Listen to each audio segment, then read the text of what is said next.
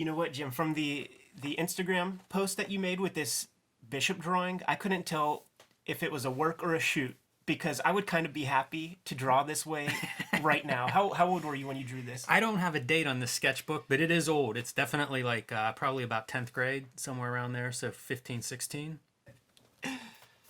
Welcome to Cartoonist Kayfabe number 8, April 1992. I'm Jim Rugg. My name's Ed Piskor. And today we're going to be talking about Whilce Portacio. Can I say something else first? Sure.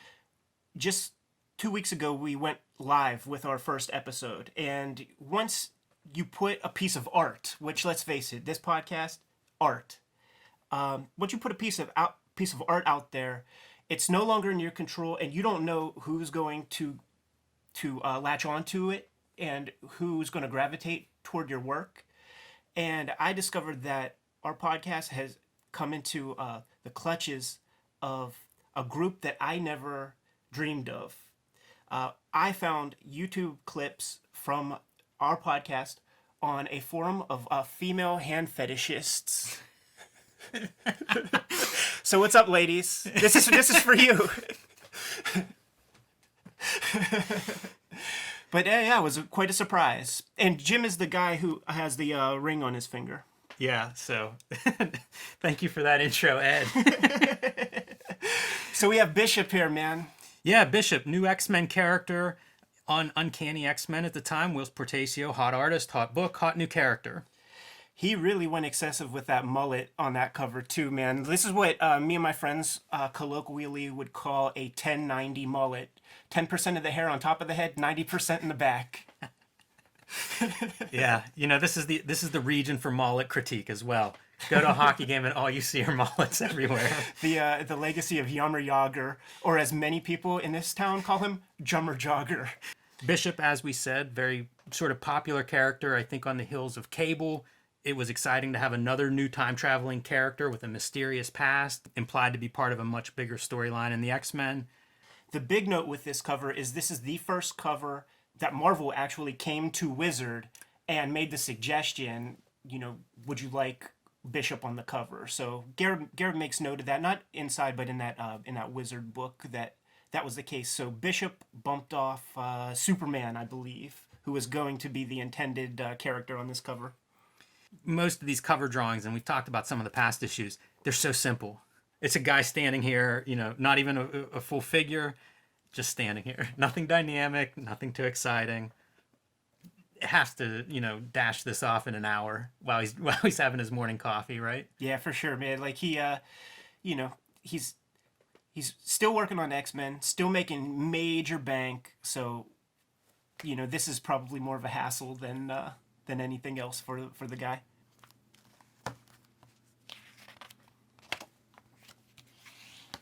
Perfect synchronous marketing here with Planet Comics.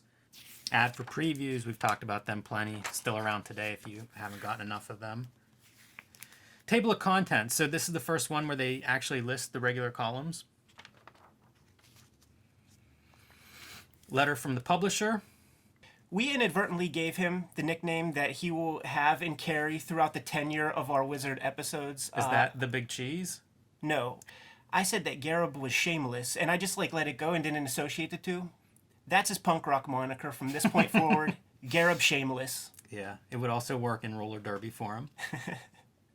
I don't think there's a lot here. You know, he's continuing now just to hype Wizard, basically. Talks about Jim Lee doing an upcoming cover. Doesn't give any details. Could just be a name drop. Says that they're going back to just one cover art per issue. They haven't done too many, you know, 2 variations. Issue 6 and 7 both had variations. Yeah, and the prohibitive measure for that, I was wondering if it was from the fan community, if they were you know, I don't want to have to chase down this cover or that cover, but it was purely monetary. They weren't selling enough copies at this stage for it to be viable for them to do 2 different print runs and to change the signatures and pay for those costs. I've been trying to find print numbers, circulation numbers for Wizard Magazine, and I haven't had any real luck. I found, I think around issue 50, they were doing 187,000, which big numbers, pretty big numbers. And that is when the market's kind of on the downslide. So if anybody has circulation numbers for these first year or two of Wizard, please share that. I'd be curious to take a look at that. One other note with the Gareb Sheamus letter here is that he knows what's on the horizon. There's a paragraph in there where he's chomping at the bit to tell you some big news, but he just says, like, let's play it by ear right now, but expect a Jim Lee cover in the future, and we're not going to say what it is. Yeah, at this point, Image is certainly swirling around behind the scenes and a little bit on these pages, but I'm sure that that's what he's alluding to. I don't know if Image has even been used as a phrase for that imprint or for that publisher, but I think it's clear that several of the top artists are doing something along those lines. Issue 10 feature an awesome Rob Liefeld cover, which will contain a Youngblood trading card number 0, only available in Wizard. So you see, like, they're starting to build up that like, how can we cash in on the speculator market? We'll give a trading card that you can't get anywhere else. And hey, man, that's what was happening at the time, and he was sort of, that's where his eyeballs were. Who? Gareb Shameless? Kingpin Comics we talked about extensively last issue. So if you're interested in that, you can always refer back. But don't expect too much, because some of it is definitely censored. Letter from our editor returns. I don't think we've seen one of these since issue 1. It's been a while. Patrick Daniel O'Neill dropping some science. And you know what? He's talking about a problem that we have to this very day. I like the contents here. So it's called Preaching to the Choir, and it's the idea of if you have this comic that's a really great comic, great story, but falls outside of the superhero mainstream of comics, how do you get the word out? And like you said, Ed, that is something we continue to talk about, think about, struggle to do. It's my secret superpower just as a professional myself, because, all of my brethren at the small press community, they're just trading comics back and forth to one another.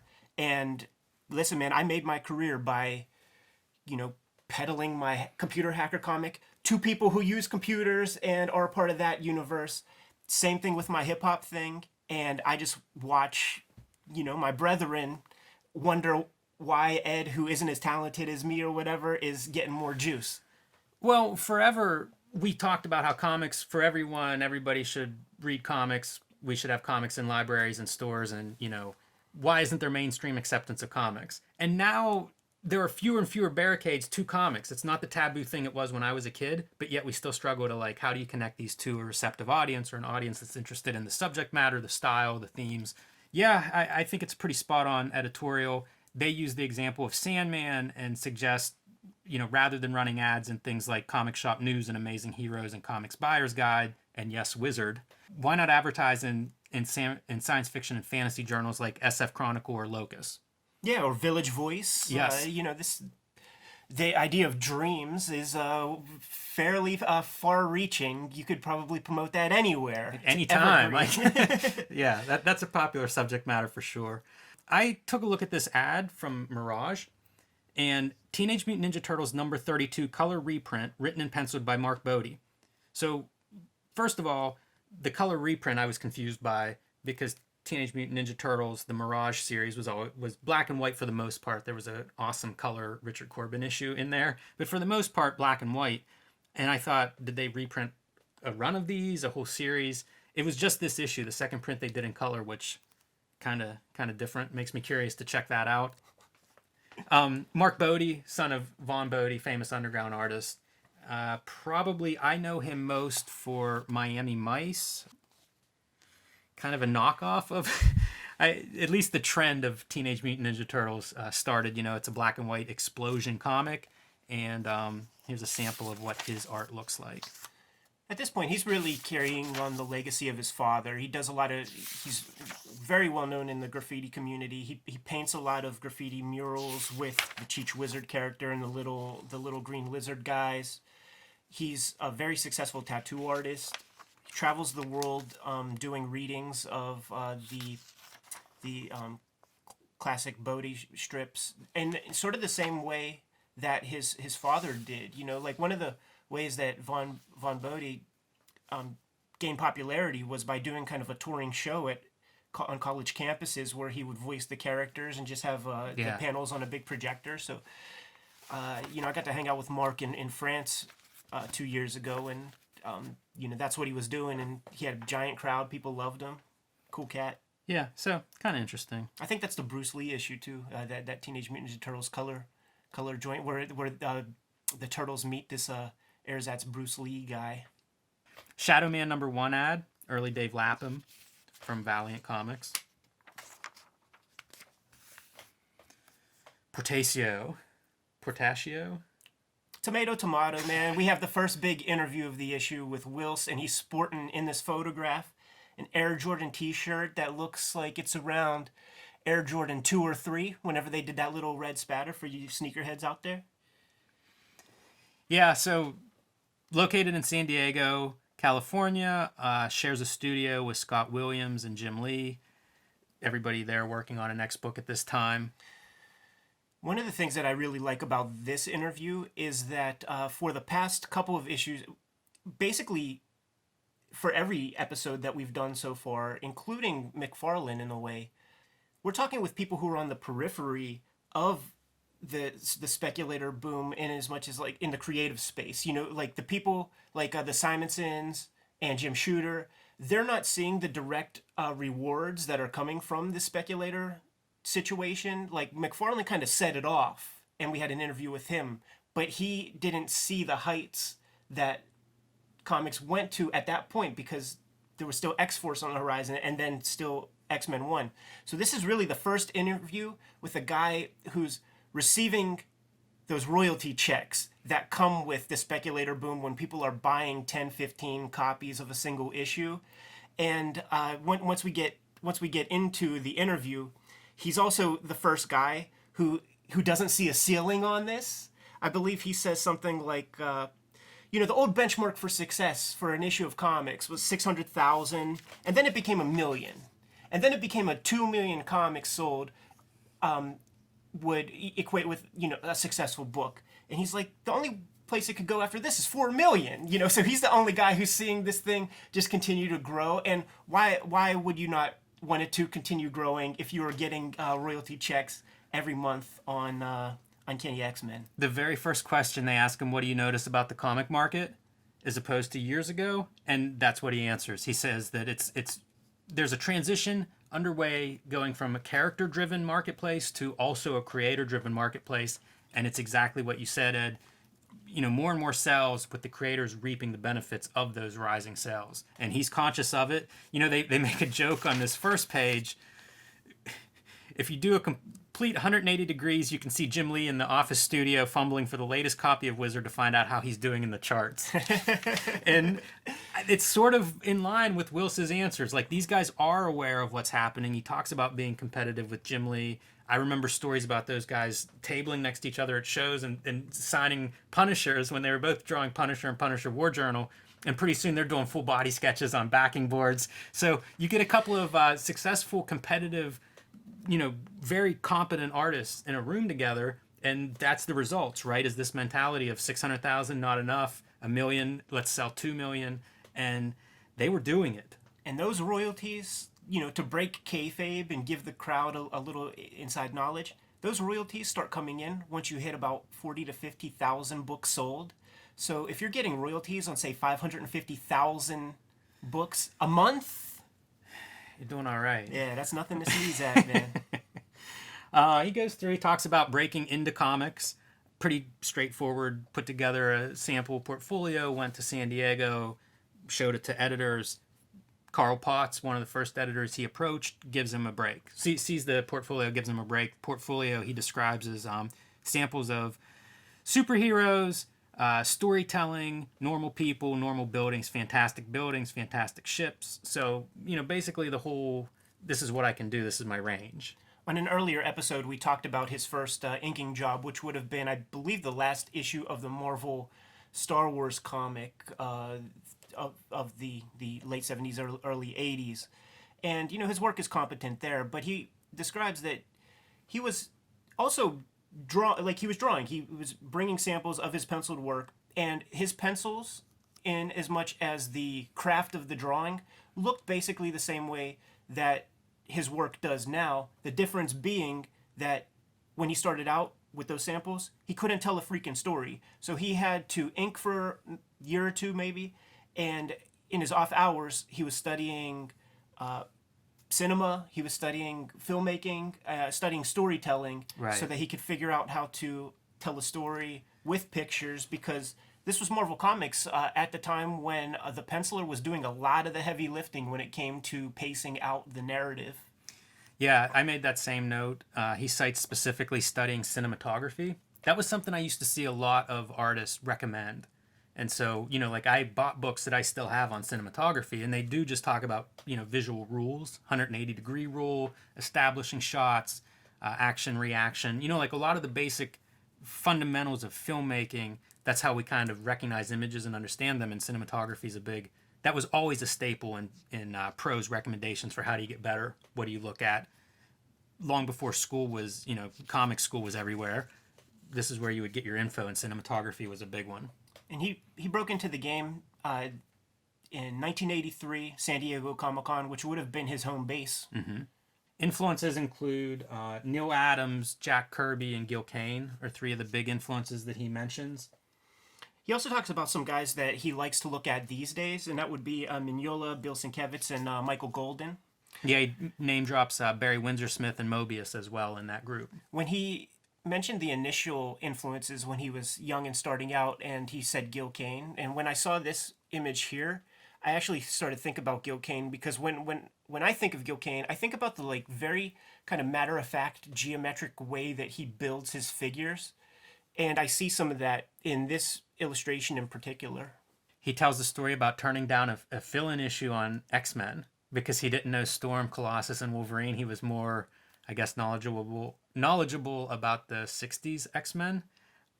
That's crazy to me. Imagine turning down X-Men as a young Marvel penciler. But he was very excited to do his X Factor issue with those characters that he grew up loving. He didn't write and draw that, but he co-plotted that issue, and this is just an answer to the ongoing question that everybody gets asked every issue, what about writing and drawing your own comics? And Gareb asks him, are you going to be a part of Image Press with Liefeld's Youngblood, with Jim Lee's Wildcats, and with Todd McFarlane's Spawn? Now, there's no mention of Silvestri in this yet, and Whilce says that he's been offered a position, but he hasn't agreed or disagreed yet. Now, to paint a picture of where this interview is taking place, it's taking place in Homage Studios, a studio that Jim Lee, Whilce, Silvestri's there too, and they share this space. So it makes me wonder, okay, was Silvestri on board before? Was Whilce following after Silvestri too? He just didn't want to be the only guy left? I don't know if Silvestri's there yet. Earlier in the interview, Whilce is asked about Homage Studios, and he, meaning Whilce, expects that it's going to slowly expand over time. But I actually have some numbers for you, because when Heroes Illustrated came out, they shipped a videotape as well, and Jim Lee's on there talking about the exponential and expansive growth of Homage Studios. So Jim Lee and Whilce and Scott Williams, they sign a lease on a one-bedroom tiny apartment. They start to bring in an assistant or two, and then they move to a two-bedroom apartment. Then Joe Chiodo and a couple other people, Brett Booth, Silvestri come, this guy named Mike Heidler. Then they go to a 2,000 square foot office space. I think that's more square footage than my house. Where they're at when the interview's being shot is down the hallway in the same kind of office park in a 4,500 square foot space where Jim Lee says that they are at max capacity, and once the lease is up, they're going to be signing a lease on a 12,000 foot space. That is a comics factory. Totally. One thing that I don't want to go too far without mentioning is, what is your single most favorite piece of art you've done? Punisher number 10. It's this. This is the cover. So I read this comic last night to kind of get a feel for it. He talks about the grittiness and the realism being a big part of what he values in comics. This story is about, I guess, a disgruntled guy who poisons people through drugs and like mouthwash. It was made in 1988, so that's 2 years. This after, is the guy, by the way. Yeah, it's 2 years after the very real Tylenol scare. Whenever some sicko was putting like little arsenic pills in Tylenol containers. So it's a riff on that. Mike Baron wrote the story. And Mike Baron, he's I like Daredevil's on TV. the whole thing. I mean, this would be an example that I kind of identify with, in that the stuff that is my favorite is not my favorite work of my own is never anybody else's favorite. Like when you post something that you're really proud of online, it won't get the traction that something that you just don't think too much about gets. So like, this is whatever. It's Punisher and Daredevil. I think these are always popular issues. Those two characters face off. Frank Miller, John Romita Jr. A lot of people have done that face off. Dave Lapham. I think it's a popular pairing. I'd call attention to a lot of open panels.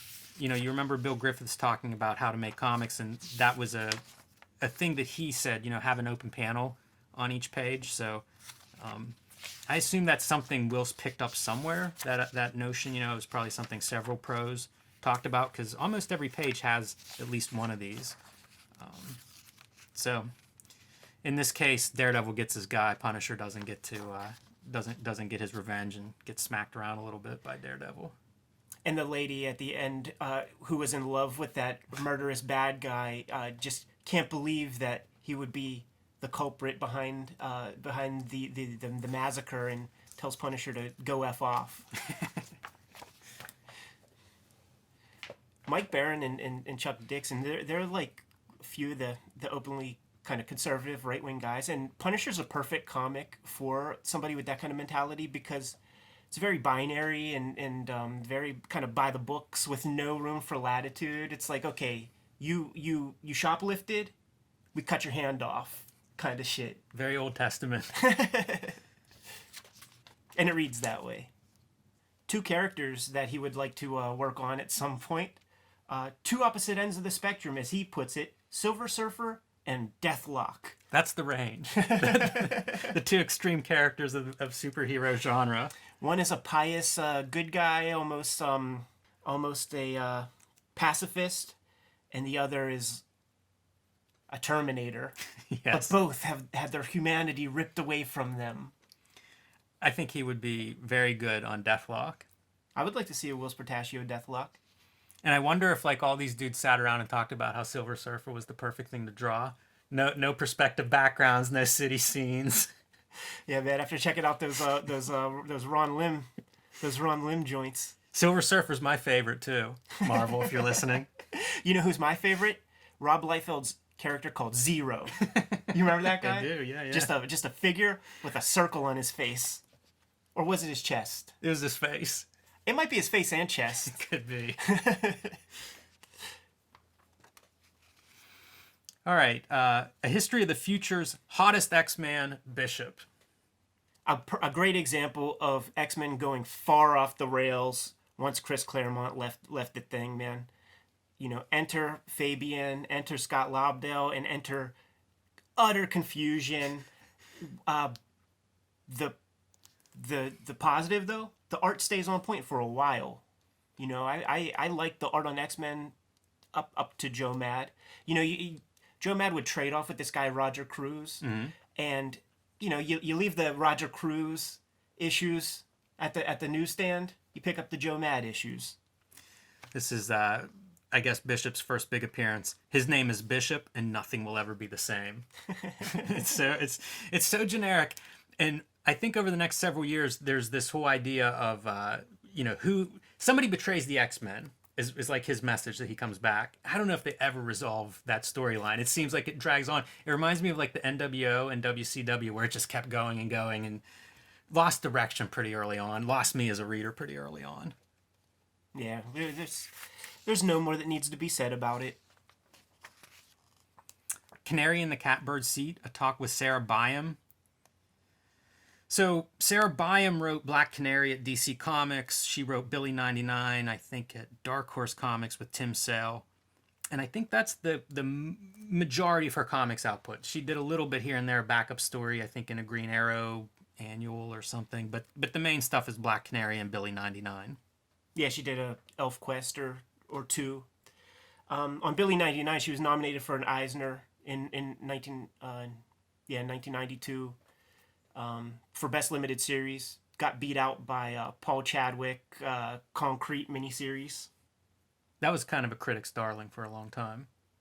It was.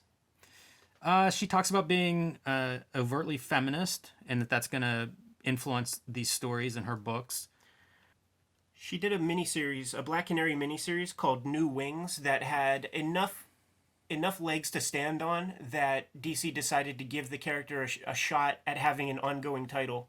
And she wrote the first year of that title, 12 issues. She mentions somewhere in there that she mentions in the article that stores will buy a couple of copies, 3 or 4 copies, and they will sell out rapidly. And it's sort of frustrating to her because there's clearly an audience, people are buying it, but the stores aren't supporting her comic the way that they're supporting the more well-known stuff. She mentions that too in regards to Billi 99 and how it's really hard to sell a black and white book. If you're not Frank Miller. Yeah, I like those notes. These are conversations that continue to happen today. So it's frustrating on that hand, on one hand, that books that are selling out at a retailer level, it's like they aren't being ordered enough. But I guess it's a catch-22. The flip side is you have extra issues unsold. And I don't know, it's a fine line. Yeah. I mean, these retailers, they have to gamble. And they have to take a chance. And, personally speaking, Ben, who the heck was I whenever I put that hip-hop comic out? Stores underordered. It sold out in one day, and we had to rush to pre-orders. They underordered again. Sold out in one day again when we had the reprint ship. And, up right now we're in 7 printings. That's not a story that's new to you or to her. No, it's true. It definitely happens. In regards to...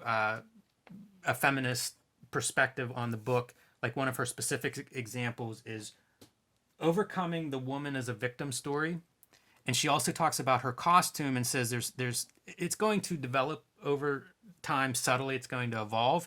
But she says, she likes this costume, uses her costume for 2 reasons. One, out of respect for her mother, the original Golden Age Black Canary. And second, because she takes advantage of the way that people underestimate her because of the way she looks.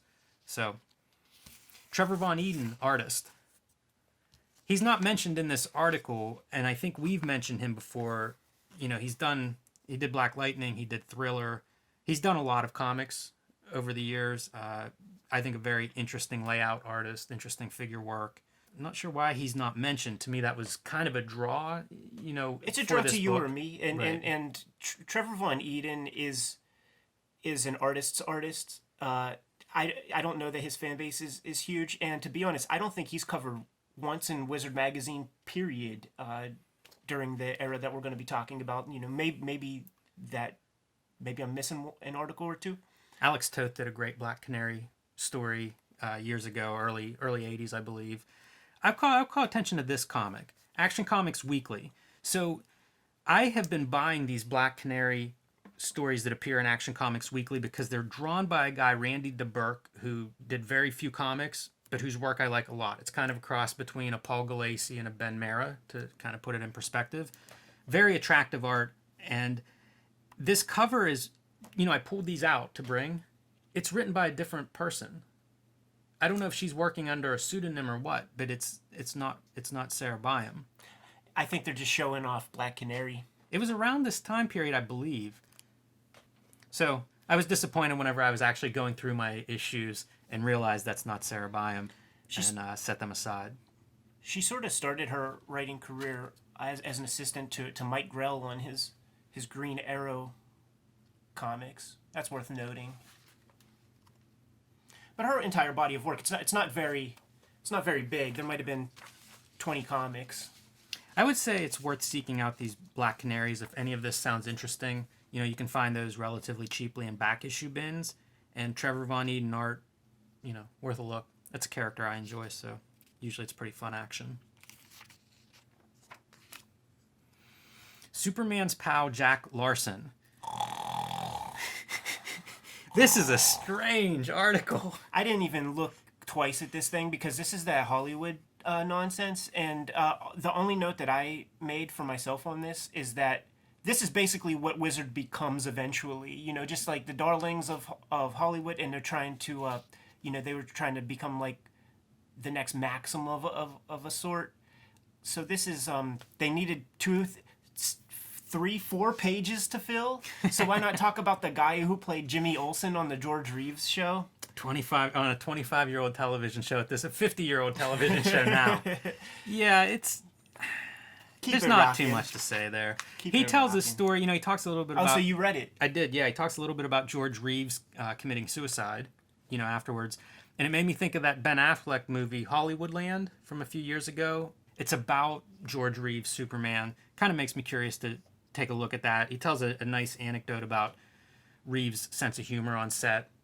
You know, good guy, but according to his perspective, he got typecast as Superman, and it was just something he, you know, probably part of a bigger overall psychosis, but that was one issue that he struggled with. This article reminded me about everything I hated about high school because I'm very binary with the stuff that I like to learn about. It's either on or off, and I was fully off when it came to this article that I just couldn't. My All right, well, eyeballs glazed. Here's a nice John Byrne, Man of Steel, Superman pose. And I'm going to say this is very similar, a bit of an homage, maybe a swipe, from his John Byrne's Namor #1 cover. Looks familiar even beyond and that. West Coast Avengers 50 cover, Human where. Torch on that one. Good pose, though. Yeah, listen, man, I'll use it at yeah, the I was going to say, convenience. I would steal that if I had somebody flying. Ad for Graphic Collectibles. This is a company that sells original art, paperback art, comic book art, newspaper strip art. They're still around. They've been around 40 years. I wanted to just call attention to this is Bernie Wrightson's Frankenstein from his illustrated Frankenstein. I have that exact copy myself. I'm looking at it on your shelf, and I wanted to ask about it. You know, this I found this in high school. I did a book report on this in English when I was in 12th grade. Big fan of Frankenstein, the book. I had read it before that. But these illustrations blew my mind. He did them over a 7-year period. There are 50 illustrations. By Stephen King. He did a lot of work with Stephen King, the Creepshow comic adaptation. He did 50 illustrations over a 7-year period, completely on spec. He would do work for hire, you know, design some ghosts for Ghostbusters, and then that would buy him a couple of weeks to kind of luxuriate over this. If I could find the YouTube link by the time we put this episode live, there are actually interviews with Wrightson from around this period when he is doing Frankenstein, and he sculpted the Frankenstein head so that he could cast light on it. A lot of people don't know or remember that the Frankenstein, like the first printing of this, was not this like Miller company or whatever it is. It was Marvel that put the book out initially. And if you look in the Marvel book, which I don't have here, my old copy got torn to shreds.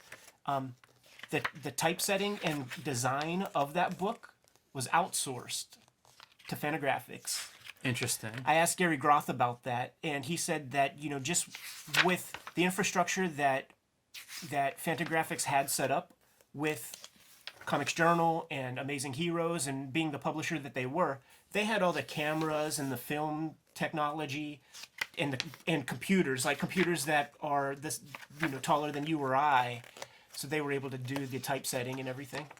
Part of me wants to go through all of this because I'm, you know, some of these illustrations, again, in high school, I was looking at this stuff and just, it's magic. You know, like I didn't know what tool do you use for that? How do you figure out lighting? You know, like sculpting a reference for yourself so that you could light it.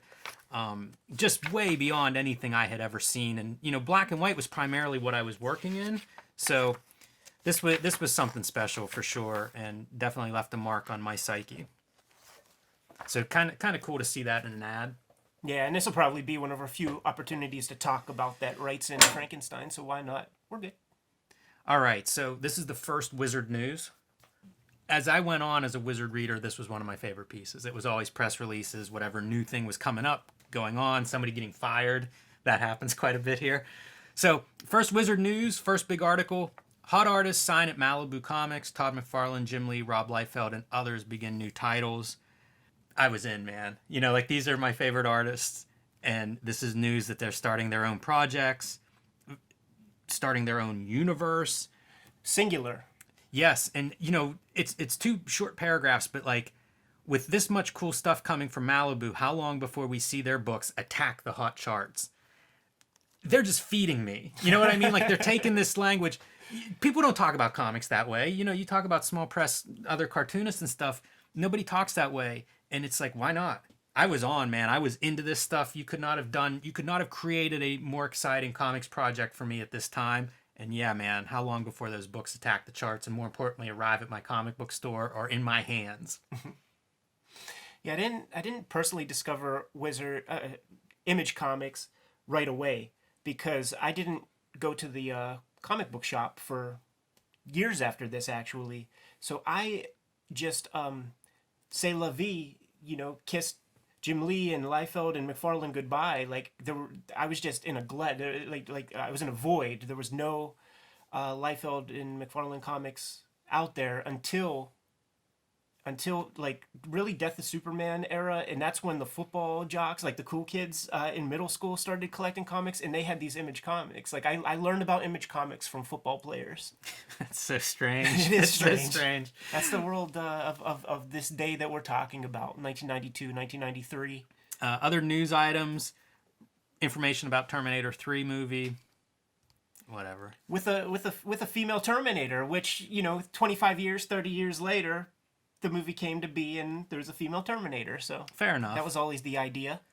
Zen gets new format. Oh man, we should have covered that one last, dude, because I need to cut a promo on Zen. Now, you know how in wrestling that Roman Reigns guy he's chosen by the company to be the next babyface, the next popular guy that is going to be your hero, and the crowd is not accepting him. And there was that Whitney Cummings sitcom that was being promoted so heavily during the football games. When your Pittsburgh Steelers are down 30 points, do you want to see Whitney Cummings' face every 2 seconds? She's one of my favorite comedians, but I hated her for that show because she was there. And that is Zen the Intergalactic Ninja to me, because I was very young when I first got acquainted with this character.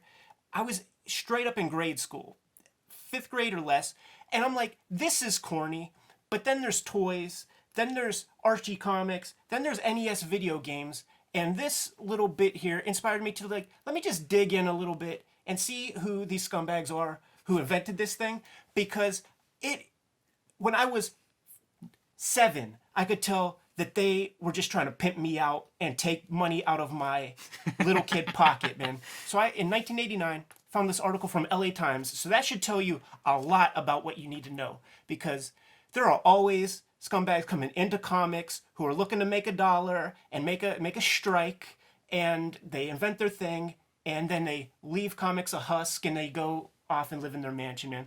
So this guy, Steve Stern, runs an ad agency, right?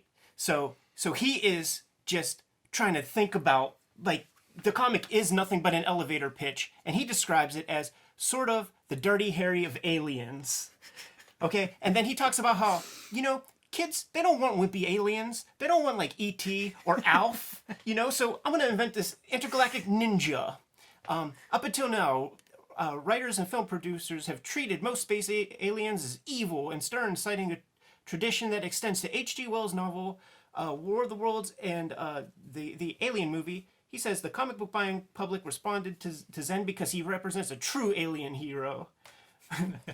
There have been few, if any, alien heroes who come to mind, and, you know, he cites the numbers of the initial Zen comics went from 4,000 circulation to 20,000, and Stern hopes to find a national break that will turn Zen into a phenomenon. So, you know, he was a wheeler dealer, and he was able to make these deals. There, in comics, there is a glut of these guys who have 1-2 comics out, and they are more pimps than they are cartoonists, and they just make deals, and they pull out this trickery. This medium is important to me. This medium has a lot of meaning to me.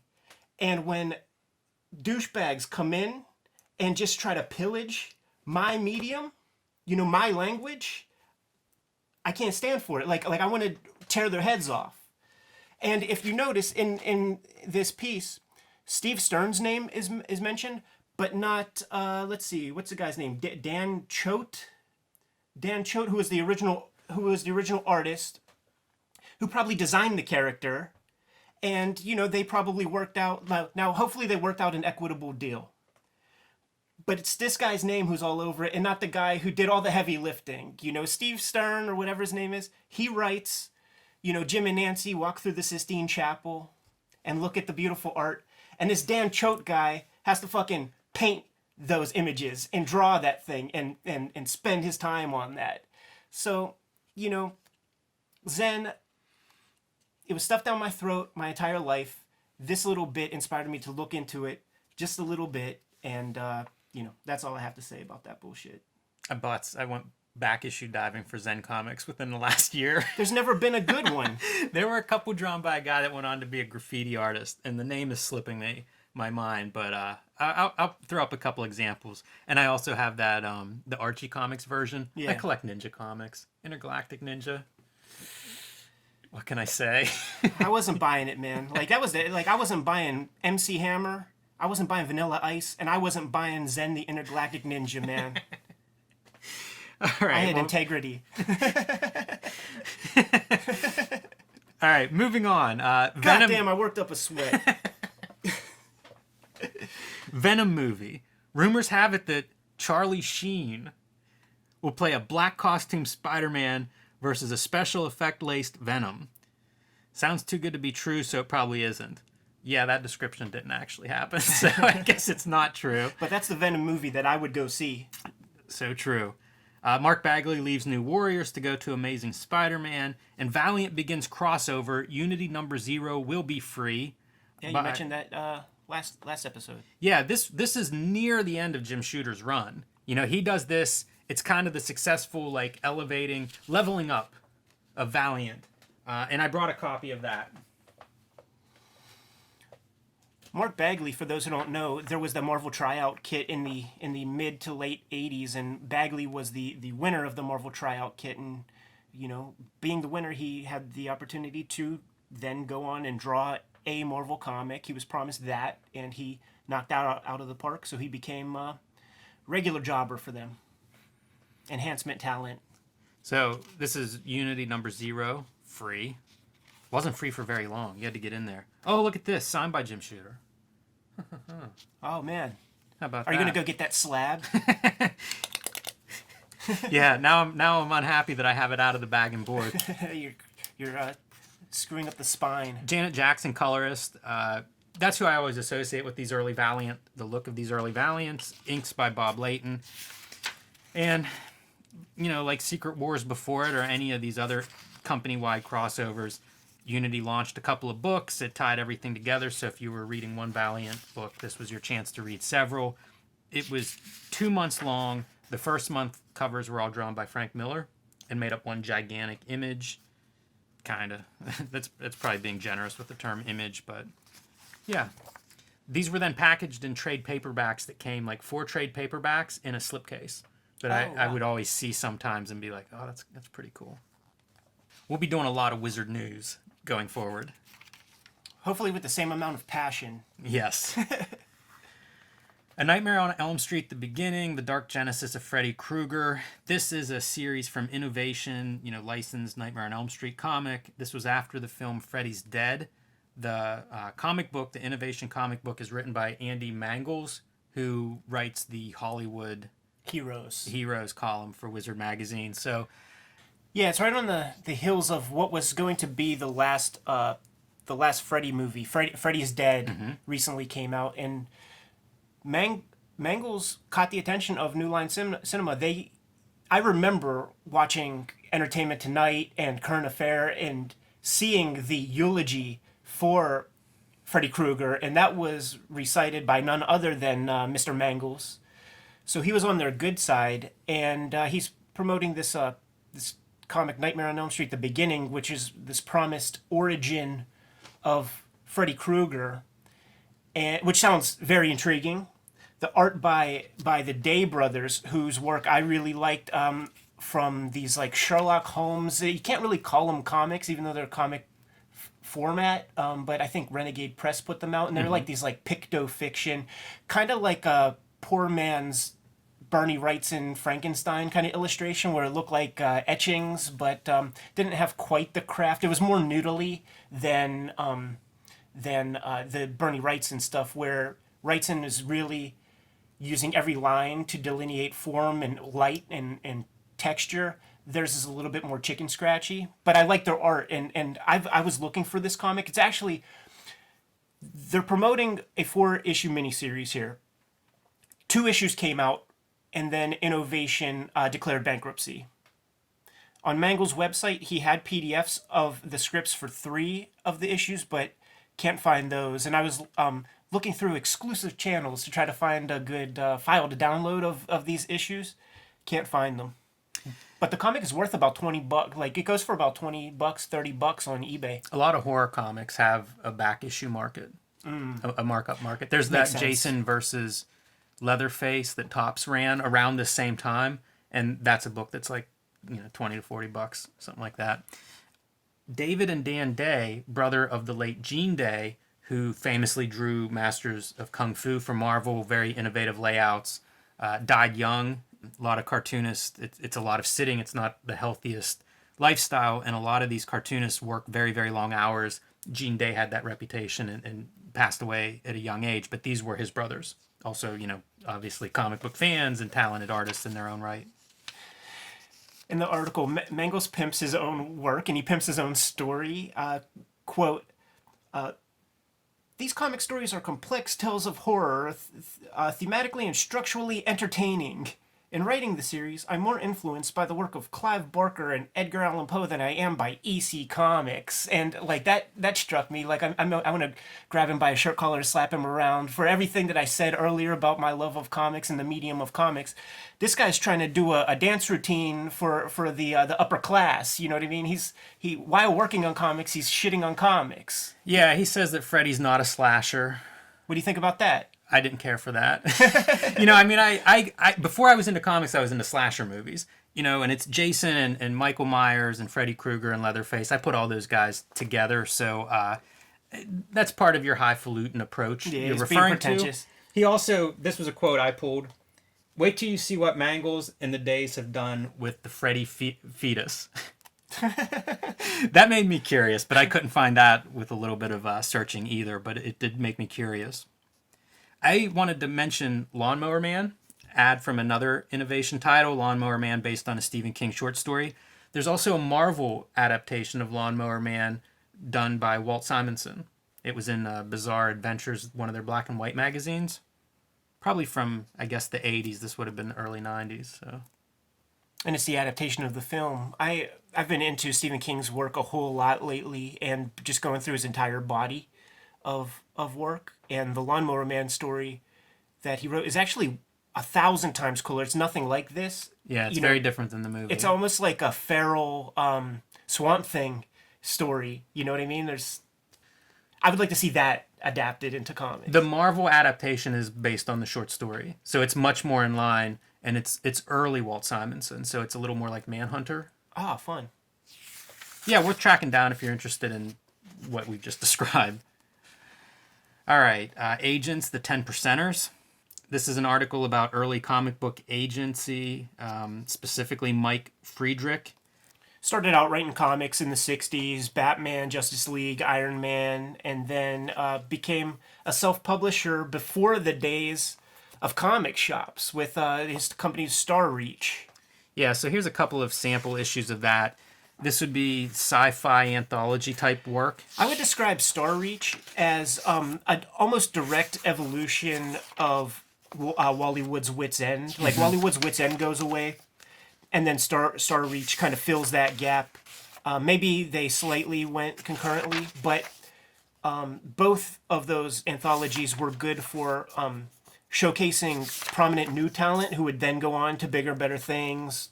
Dave Sim, Jim Starlin, Howard Chaykin. P. Craig Russell were some of the people. There's a Chaykin cover from Star Reach #4, Cody Starbuck.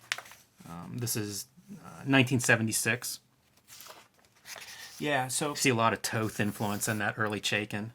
Pretty nice. Pretty cool to look at. The Star Reach anthology series is probably like the best known thing that was published under that brand.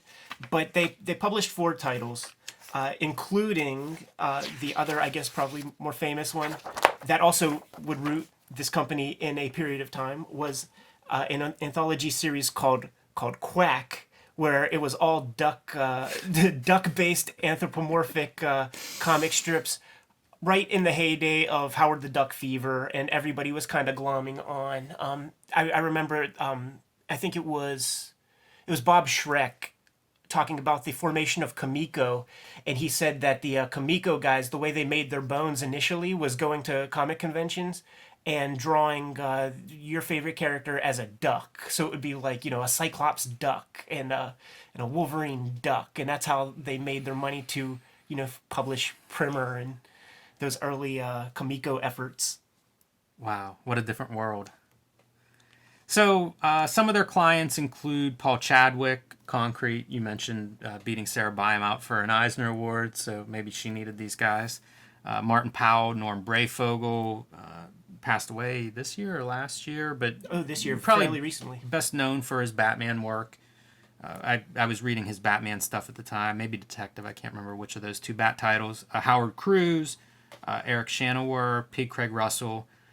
Agents are still much bigger part of comics today than they were at this time. Yeah, he talks about how his ideas are always like 5 years ahead of their time, and I kind of concur, because he became a self-publisher when the only avenues for self-publishing were the newsstands, and why would a newsstand agent take Star Reach over Star Wars? Yes. So there's that, but this Friedrich guy, he's interesting, right? Because he did the self-published thing for a while, then he went over to Marvel and helped create relationships between the company Marvel and the direct sales market, the comic shops across America.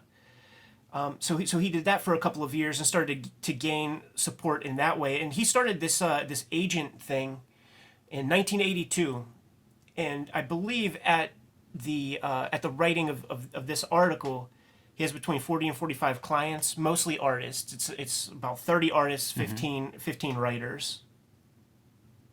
He says it's got to the point where he's lost count of all his clients. That's not what you want to hear from your agency. But he does say that business has not picked up in recent times. He cites that maybe he is a little ahead of his time. That's kind of where he says that part. Yeah, there were so many fewer choices then. Like now I think about people that use agents, and one of the reasons you would use them is to get in front of several publishers, traditional publishers, that are used to working with an agent. So it's opening doors. It's having that network that you may not have as an artist, but the agent hopefully has access to. That has changed. There wasn't a lot of cartoonists selling work to traditional publishers in 1982. So that's definitely one of the big changes. One of their customers, one of their clients is a software company that makes ordering comics for IBM personal computers easier. So I think that's interesting because they would then be working to promote that software to shop owners, I assume. And, early days of, this would be the 90s now, early 90s. So the early days of, Silicon Valley .coms, maybe a couple years off, but it's digitizing the comic book shop market. So early efforts at that. And that still hasn't caught on, by the way. Like almost every shop I know, they do not use the proprietary Diamond scan software or whatever. I think you got to buy in at a high rate, and everybody's like, yeah, fuck that. Palmer's Picks. All right, man, I have my seatbelt on. So this column of Palmer's Picks focuses on contemporary humor comics. They cite some cool stuff. Crazy Cat, probably the first mention of Crazy Cat in a Wizard magazine. And from there, move on to Mad and Harvey Kurtzman and give some overview of some of Kurtzman's works. Obviously the founder of Mad Magazine. The Mad comic that turns into the magazine, and then he did work for Warren, magazine called Help. He self-published Humbug in the 50s, which was a humor mag, and then it was Hugh Hefner who offered Kurtzman a chance at designing a more high-end humor magazine called Trump. That only lasted 2 issues, but is slick as hell. And the work that Kurtzman did, he is the father of the underground cartoonist in a spiritual way. We're talking Robert Crumb, Gilbert Shelton. Yeah, exactly. Like they're tracing this lineage of humor in comics, and exactly, they go from Kurtzman's publishing efforts and creative output into the guys he influenced. As you say, Robert Crumb and Art Spiegelman are 2 that are cited here, who go on to be giants of underground self-publishing art comics. And the reason they're mentioned in this article is because they are the direct inspiration for the people who Palmer will be covering in short. Yes. So, after Robert Crumb and Zap and Art Spiegelman and Raw in the 80s, the next generation of today's humor artists include Peter Bagge, Drew Friedman, Mark Martin, Doug Gray, Sam Hurt, and Doug Allen. And those are the artists that are covered in this column. Yeah, so I guess maybe we should start off with Pete Bagge. And in the 80s, you could go through there. Robert Crumb was the spearhead of an anthology magazine series called Weirdo. And Crumb was the initial editor. Hit or miss. A lot of spotty work, but also a lot of great work. And in fact, guys like Drew Friedman had strips in this comic. Amazing cover art. I always think of the Weirdo cover art as like some of my favorite Crumb.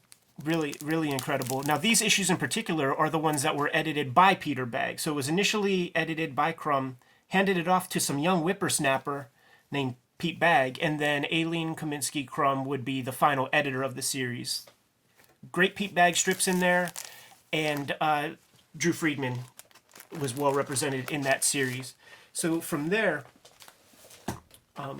Pete Bagge gained an audience, and with Fantagraphics, he started publishing his own magazine anthology series. That was all his own work, maybe 4 or 5 stories per issue, called Neat Stuff. And I believe there were about 15, 16 issues. I have the run. Beautiful work. I always enjoyed his cartooning. It's very singular. I look at his work and I can't tell you exactly where all the influences are coming from because it is very unique and extremely cartoony. Bending feet, very rubbery. Wild expressions, rubbery. He's one of the few cartoonists who legitimately can make me belly laugh while I read his stuff. He's probably one of the best writers of comedy of those underground guys. And I didn't pull any of the hate comics, but those would be the comics that would be out during the time this Wizard magazine was put together with this character right here. Fuddy Duddy Buddy Bradley is the main protagonist of the hate comics. Flannel shirt, trademark flannel shirt. Yeah, well before the Seattle grunge movement. But Pete Bagge... dark humor. Yeah, I mean, Fantagraphics made a shirt of one splash page of hate that said, I scream, you scream, we all scream for heroin. And, It's such a great cover. These are amazing, though, very graphic. Not what you would think of as traditional comic book. Incredibly rigorous. And this is a piece of Drew Friedman work right here. Tor Johnson, famous cult actor in the 50s, appeared in a lot of Ed Wood movies. Inspiration for Big Lebowski. This issue. Yeah, beautiful stuff. I got into it in an earlier episode, I believe episode 6.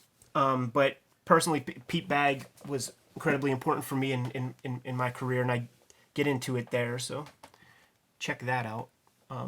From Pete Bagge, we segue into Drew Friedman, who was a School of Visual Arts student in New York under the tutelage of Harvey Kurtzman, Art Spiegelman, and Will Eisner were teachers at that time, and those guys would bring in people like Robert Crumb to talk to the kids. So we're talking like the Mount Rushmore of comics, essentially teaching these young upstarts, and a lot of those students took the ball and ran with it. Some of Friedman's classmates would be Kaz. Kaz tells the great story in an issue of Comic Art magazine when Mark Beyer came in and was talking to the class and, you know, showing his art. And if you're not familiar with Mark Beyer, it has kind of a very shaky, I don't know if neurotic is the best word for it, but it's kind of this shaky style, very stylistic. It's very, and it looks juvenile. Like, it looks like very rigorous kid drawing. So Kaz asked him if he drew that way on purpose. and I think Mark Beyer laughed. And Mark Beyer has not been seen since. What a class, man. Wow. Heck of a class. And Spiegelman poached his best students. And one of those students being Drew Friedman. His work at the time... Very celebrated beyond comics as well at this point. Huge illustration career. His dad was Bruce J. Friedman, who wrote many a script, many a screenplay. His brother, also a famous writer. Yeah, Josh Allen Friedman, famous the Times Square book, where if you like that show, The Deuce, you have to read Josh Allen Friedman's Times Square book. But many of the early assignments that Friedman did for School of Visual Arts showed up in Raw magazine. Mm-hmm. The most famous one being the Andy Griffith one, where it turns out that Andy from Mayberry and Barney Fife are secretly members of the Ku Klux Klan. Harvey Kurtzman intro letter, and he talks about exactly what you're saying, Ed. You know, the School of Visual Arts student there. So this is very old work, and this would be the work that showed up in Raw.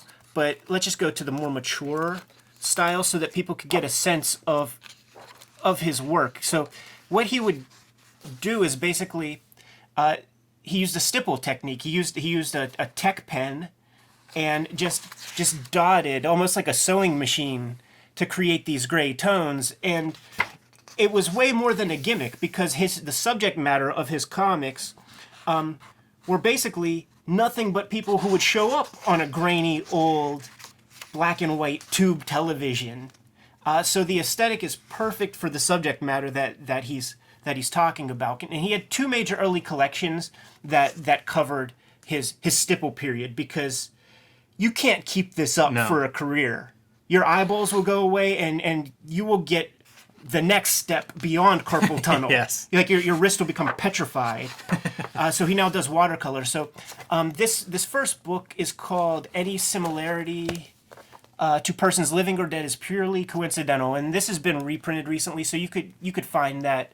And his other popular collection with Penguin is called Warts and All, and there's a nice embossed cover where you could actually feel the bumps on these guys' that's ugly amazing. faces. But Friedman was a super important cartoonist to me. I was infatuated with the rigor of the work that he was putting together, man. So I went through my own Drew Friedman period, and I grabbed a couple pieces. Kurt Vonnegut introduction. Friedman. Amazing. Friedman is highly respected amongst. I mean, he's a member of the Friars Club. He did the comic book and illustration work in both of the Howard Stern books, Miss America and Private Parts. So he's been all over the place. You've seen his work. He's done work from everywhere, from Mad Magazine to Entertainment Weekly, and it's all funny. It's all crazy. He fell victim to the thing that we all fear, in that he got sued for libel by this one New York-centric host of like a public access show called Joe Franklin, and because he would just incessantly do these Joe Franklin comics where he's making fun of the guy's height and getting his ass beat and like all kinds of stuff. Talked with Drew not too long ago. They made up. It's all good. But I want to just show off a piece or two of Eddie P's wannabe Drew Friedman period, man. Amazing. There's a JFK with a hole in his head, and there was a back when Eddie P had hair, he looked like a young nerdy Sid Vicious, and I remember just this eyeball. I did this caricature over the Christmas break while at the Kubert School, and just this eyeball took from the beginning of David Letterman to the end of Conan O'Brien. Wow. So it's like 2 hours for just that piece right there. This is beautiful. What's the response of your instructor at Kubert School? Do you bring this? Do you show this to them? What's the feedback? It was an assignment. Break your arm, kid. it was an assignment, and the assignment was to do a self caricature. And the lesson that I learned, it was a profound lesson actually, and I carry it with me to this very day, because I didn't have to do this. I spent my entire Christmas break busting my ass on this piece here, and I got the same A as a kid who dashed off a sketch. But Yes. that motherfucker ain't doing anything cool in his life. Well, that's the difference. You know, you say you wouldn't have to do this. Yeah. So what's the lesson? What's your takeaway? Bust your ass Yeah. and don't worry about like just getting by.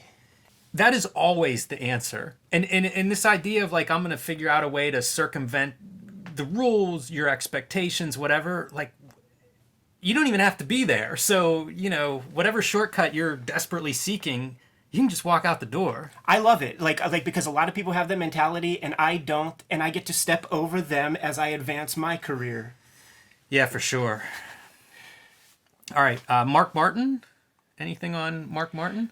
I'm a fan of Mark Martin's work. I have the Teenage Mutant Ninja Turtle comics that he did. Didn't pull them out. Yeah. But, you know, they're good. They're okay. Yeah, we've talked about him a little bit in the past. Nat Rat is a big high profile for him, and lots of anthology, alternative comics anthology type work. Then there was a guy named Doug Gray and Sam Hurt. I don't know their work very much. I do not either. I don't know either of them. I-Beam by Sam Hurt, that is this strip.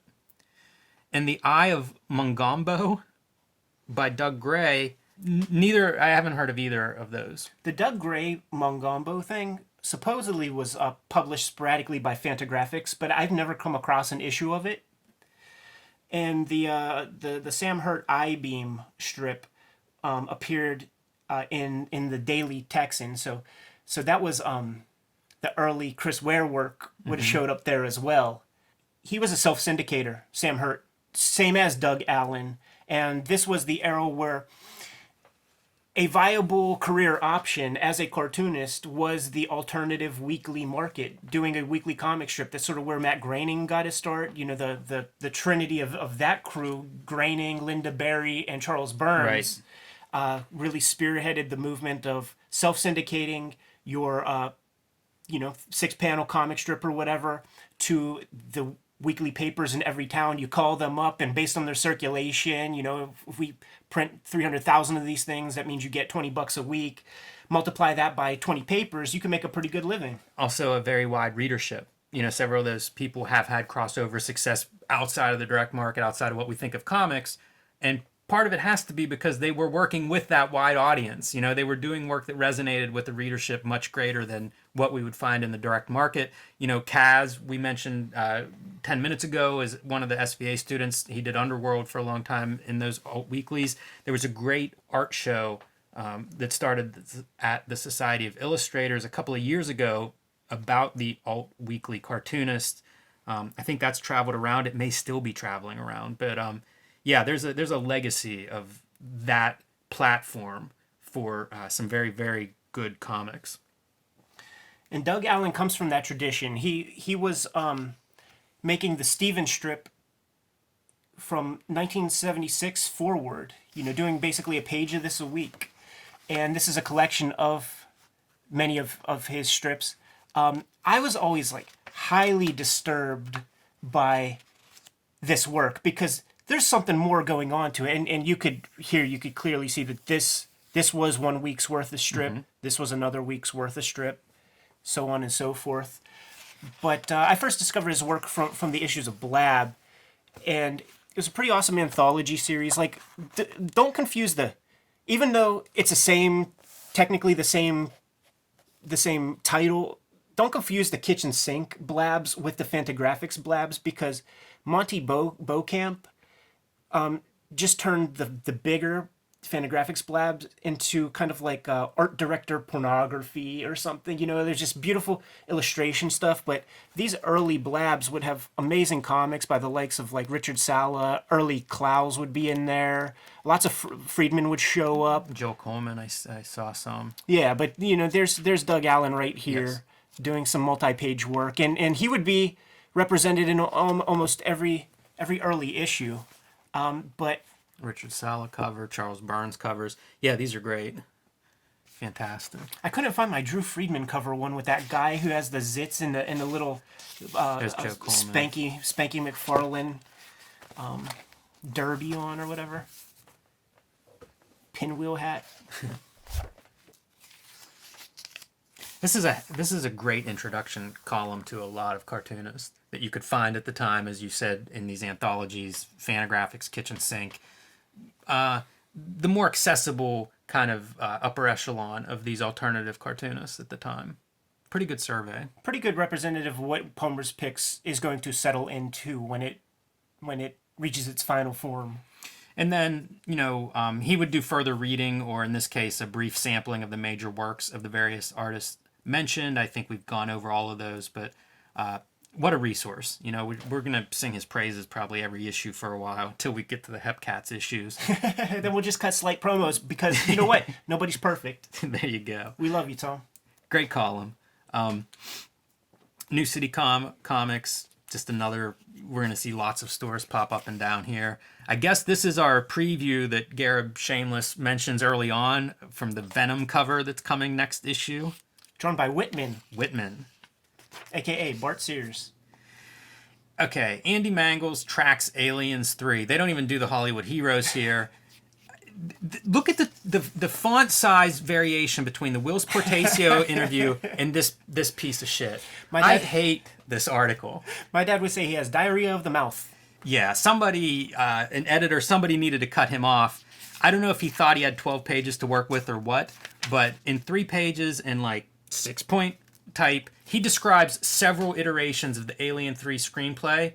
This is the worst stuff I've read. It's so uninteresting and dull. These are screenplays that were rejected for lots of reasons, and now we're not even reading the screenplay. We're getting summaries of these things based on who knows what.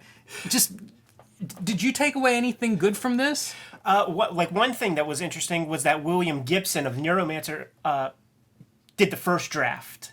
Which lasted about 5 minutes, but yes. Right. So that was interesting. And then I was just thinking about like Alien 3 as a film. I haven't seen it in a really long time. You know, Dave Fincher ended up being the director, and it took 5 guys to write the actual final script that they put together. Yeah. I mean, I don't know what to take away from that, except maybe, you know, you get this committee approach to a franchise that I guess is valuable enough that everybody wants their 2 cents in there, and you end up with Alien 3. And the reason Fincher was chosen was because he was young, and Fox determined that he would be more malleable than a more seasoned director, and Fincher is also one of the first directors to hit feature films to emerge from the music video genre. And if you look at he did like a trilogy of Madonna videos. I think the Express Yourself one, and there's a Billy Idol video where there's this like camera shot over L.A. and it looks like Ridley Scott. You know what I mean? Like the Madonna thing feels like Aliens, and the Billy Idol thing feels like Blade Runner. So Yeah. You know, he should be a good fit. There's a quote from him in here. He told Premiere, "I just make my videos and hope to live them down." That's because he did the Vogue video that people got salty about. So, in any event, I'm not too into this article. Not at all, man. But you know, it just, what I like about it is it puts the magazine in the context of the time period, which is always of some value. Yeah, and Wizard's infatuated with Hollywood its entire run, so you get to see kind of how far removed comics were from, you know, the silver screen at this time, right? They're going for anything. And, you know, Aliens were connected to Dark Horse, but it's still not a lot of Hollywood action. We had somebody in the comments for episode 1 or 2. They said that Dragon's Den is now a Barnes & Noble. There are worse fates. Wizard Comic Watch. Strange Tales number 178. At this time, it was going for 20 smackaroos, and I took a look on eBay, and guess how much it's going for? About 20 smackaroos of 2018 money. Yes, I wonder if it was really selling for 20 back then, or if that's the Wizard price guide. Classic X-Men number 39. I had this issue. Great. The John Byrne Wolverine. This is, in a lot of ways, maybe what made Wolverine's early reputation. The reason it's listed here is there's a Jim Lee backup.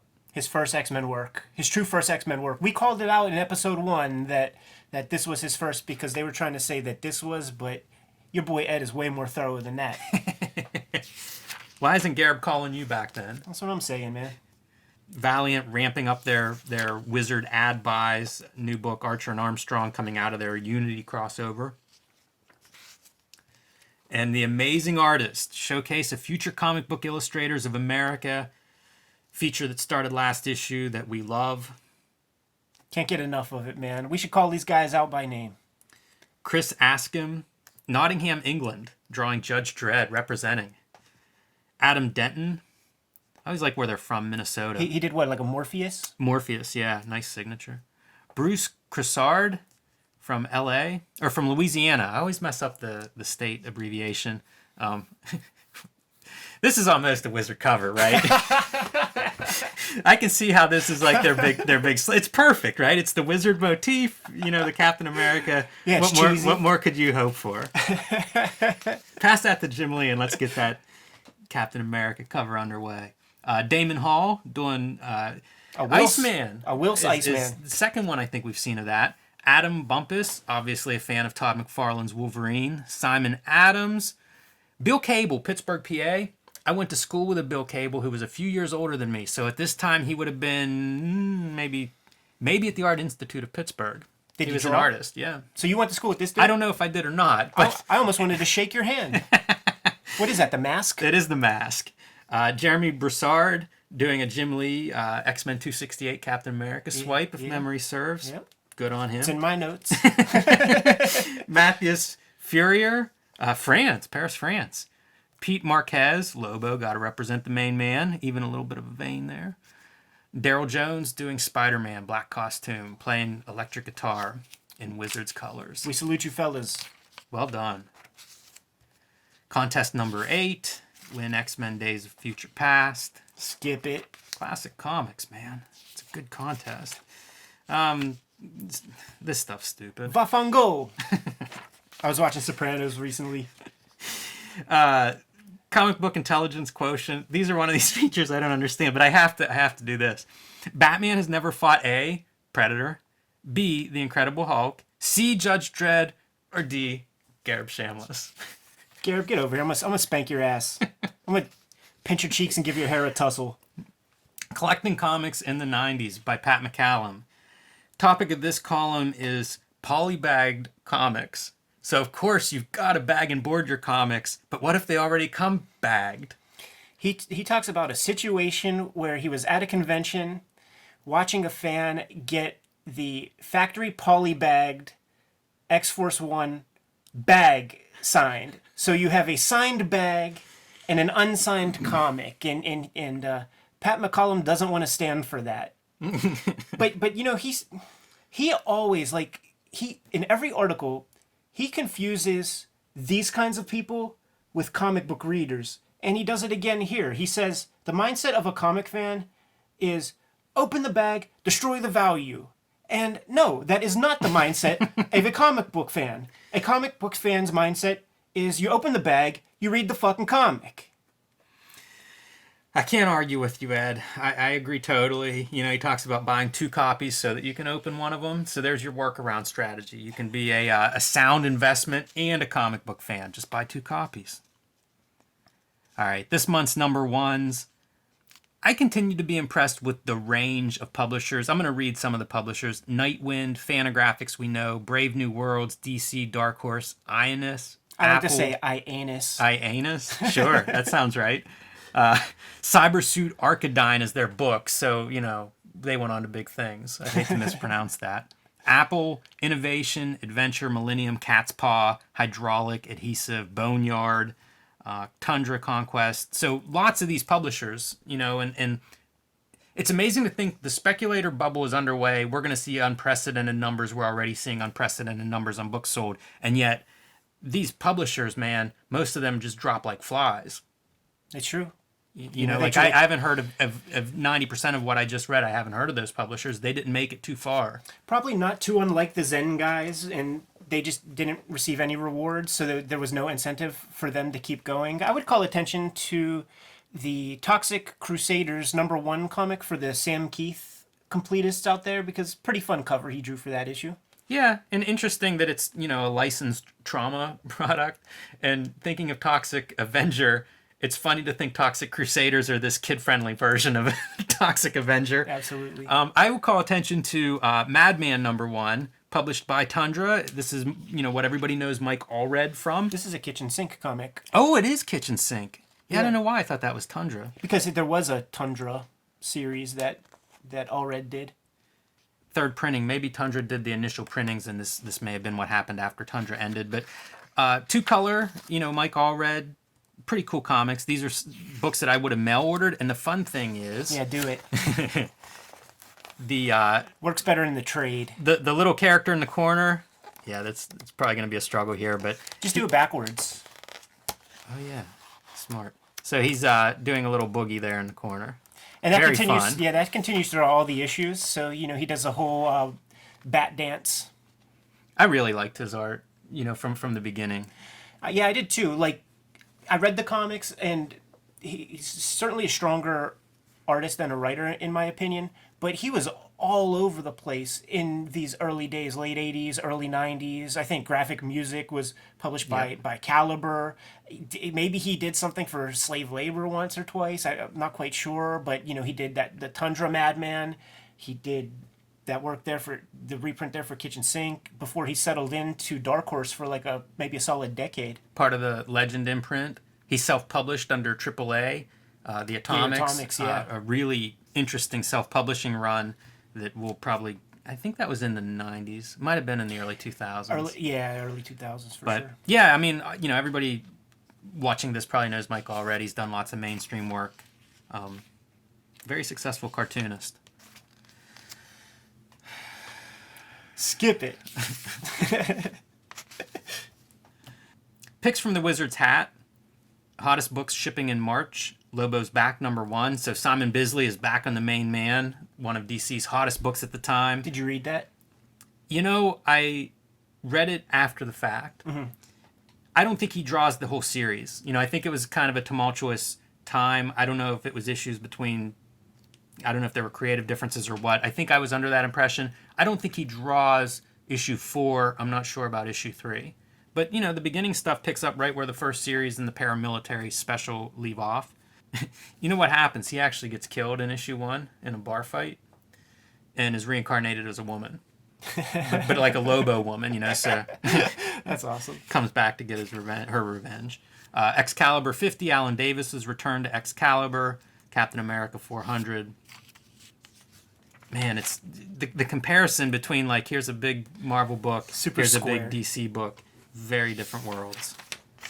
Spar sighting. There you go. Spar drawing his Atomic Comics art.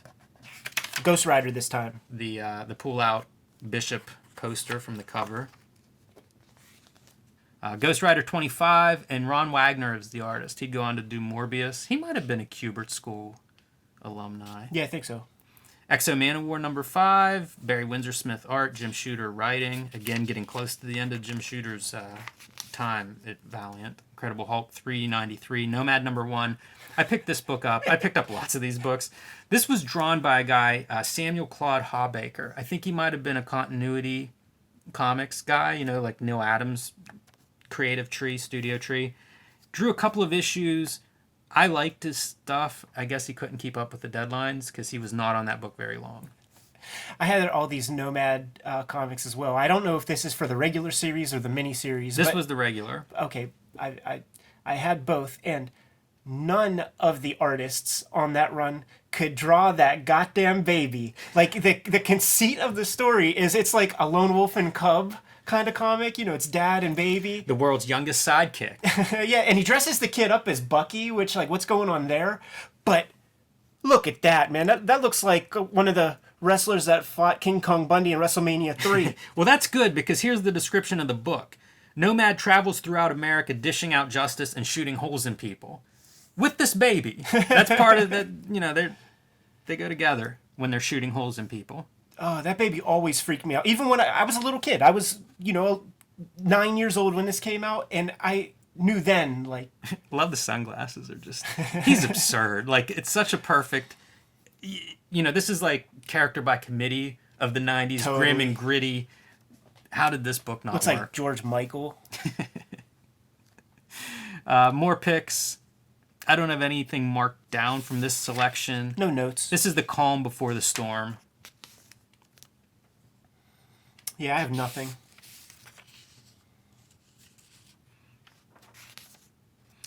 Top 10 February 92. My standout here is Cage #1. Good for Cage. Youngblood #1. Top 10 book, indie book. We've been sort of keeping track of future image artists that are in the top 10. DC books that usually aren't in the top 10. Let's see. I don't see... once again, DC's not represented, but now Malibu has an entry. Last episode, or the one before that, we kind of screwed up because we should have made note that Next Men hit number 11, which was remarkable. But yeah, Youngblood #1, at this point in time, February 1992, was the biggest selling independent comic in history, going at about 800,000 copies sold. Boy, that's a nice paycheck. Probably more than the entire Malibu Comics body of work combined. Yes, that's probably that's probably an unexaggerated, accurate assessment. And, you see it almost like dominoes falling, because I think everybody was expecting, okay, this hot artist's going to do his own thing. Lots of artists have done that. There's been lots of independent creator-owned books. This changed everything, and I think, like, once those orders came in, everybody's scrambling. From Gareb Shamus to Marvel, to Malibu officials, like, it changed. Everybody's perspective changed on what could be done. Wizard of Cards, football season. How long does this go on? I seem to remember regular card talk, but we don't have to acknowledge it. The X-Men, the Jim Lee trading card set. They're finally out. Yeah. They've been teasing that. They have been teasing it, but not enough to feature it in the main column. Toying around with our boy Brian Cunningham. Oh, there he is. Look at that freshly coiffed hair. Come here. I've got something that you don't. Want to know what it is? It's a U.S. Agent action figure. Oh. That he made himself. And we'll just take his word for it because it's not shown anywhere in the column. Not one photo of his customized figure.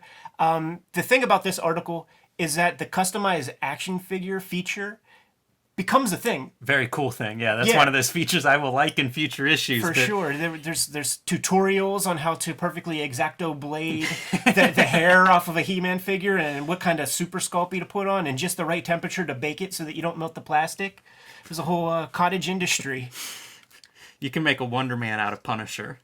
He has some suggestions of figures that can easily be changed. Speaking of, like, what is this? Like I read the whole article and it says contest results, and it's like, well, what was the contest? Yeah, as near as I can figure, this is for figures that you want to happen. Oh, I think. okay. But that's like you. I don't know that for sure. It's not explicitly explained anywhere in this article. Yeah, I think Brian can do better than this. Maybe blame the editor. Let's show, not tell. Come on. Hold up, go back.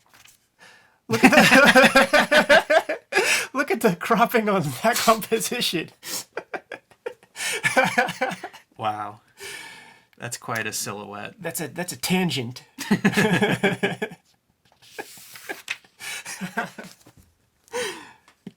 That's a funny Joker face. It's like looking out. Yeah, it's definitely based on Cesar Romero. You should see with those old Adam West Batmans with Cesar Romero in HD, where you clearly see the white paint on the mustache. Oofa. Top 10 hot books from March 1992. Most of the top 8 I don't think changes. The big difference is, well, the possible first appearance of baby Nathan Summers, the future Cable, has taken over the top spot. I don't know how long that lasts. I think that's Wizard Editorial jockeying to try to get our attention here. Yeah, they shake up the top. And they probably, bought weight in X-Men 201, so they're trying to create demand. The new entries are Ghost Rider #1 and Darkhawk #1. Darkhawk's a book I've been wanting to revisit. I remember enjoying that when it was coming out. It was a young superhero, new superhero, which, like New Warriors, was an easy entry point for me. But I haven't looked at that book in decades, so I'm kind of curious now to see how it holds up. I enjoyed it at the time. Mike Manley's art was pretty dope. Like, pretty sketchy, very kinetic. He was able to keep that monthly grind, no problem. But I remember liking it, and it was something I was able to grab straight off the rack too, man. One thing I remember with it is it was very dark. The color palette was extremely dark, and those colors on newsprint were made even more muddy and dark and dull. So I'm curious to take a look and just see how it holds up. Very similar in that way to Ghost Rider. It was a very dark book. Benefited from having, a bright yellow head, right, to add some light. Wizard Market Watch. They mention Marvel has given... anyone notice the big push Marvel has given to black superheroes? So they cite Bishop, Cage, Night Thrasher. Also, check off your skateboard comics list with Night Thrasher. Rage, Deathlock, and Punisher for a while anyway. One of Marvel's more embarrassing storylines, that Punisher story. Youngblood #1, obviously. Again, will continue to dominate headlines going forward. This is still sort of a under-the-radar mention.